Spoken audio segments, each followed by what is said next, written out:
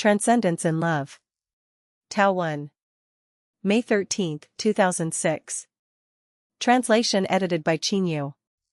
Water sublimates under the sun. Temperature causes water to decompose, transitioning from solid ice to liquid water to gaseous vapor, eventually rising from the lowlands to become white clouds soaring in the blue sky, appreciating the boundless beauty of nature. Without temperature, solid ice would remain frozen in the wilderness forever. Life sublimates in love.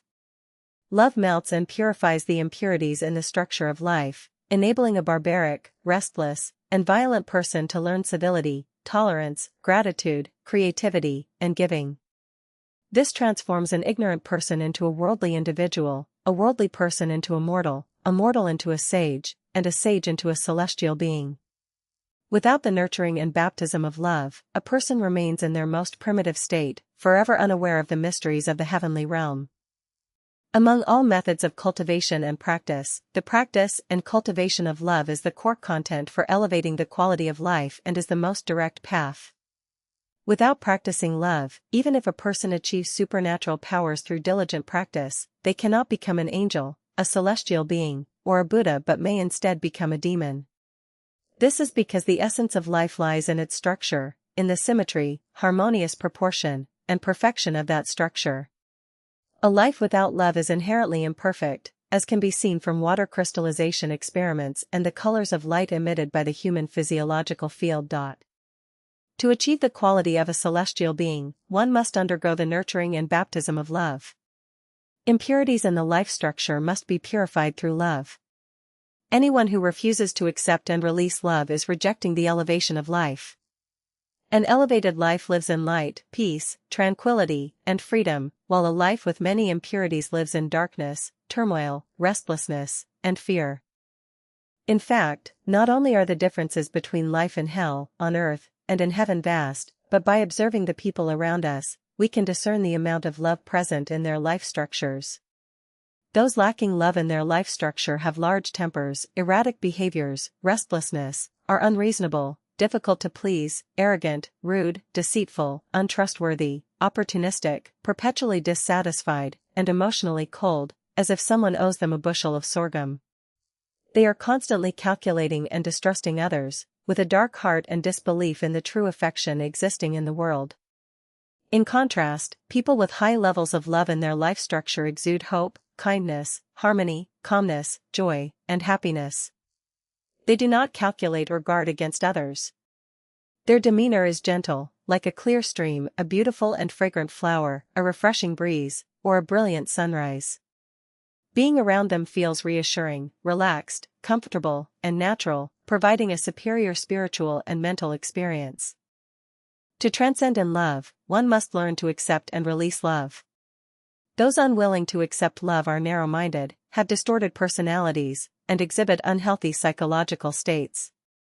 Their inner world is like a closed room that never allows sunlight or fresh air in, filled with self-perceived precious hatred, resentment, selfishness, and bitterness.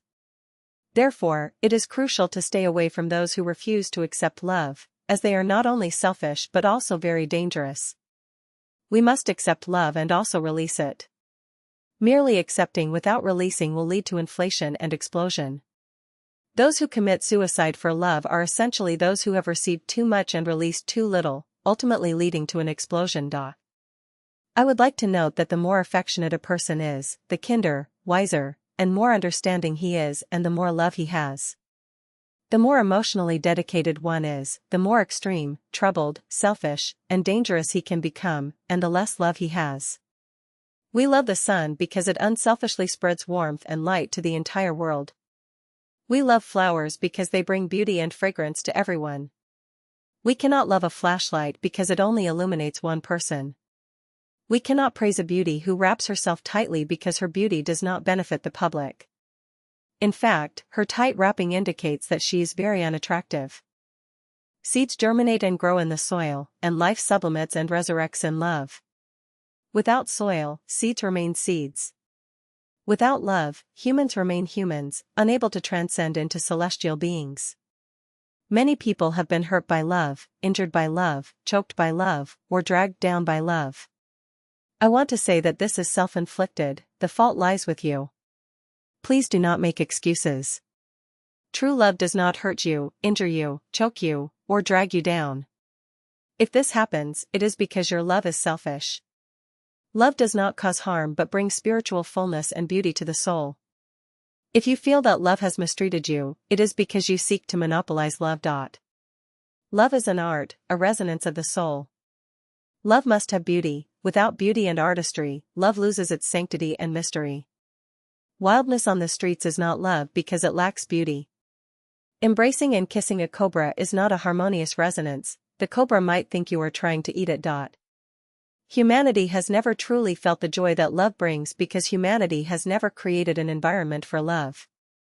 No matter how delicious the food is, it is hard to taste it properly while squatting in a toilet. No matter how affectionate you are, if surrounded by inanimate objects, it is difficult to convey emotions. The lambs of love should live among the flock of love, not among wolves. Therefore, to transcend in love, it is best to practice and cultivate in Lifechanyuan.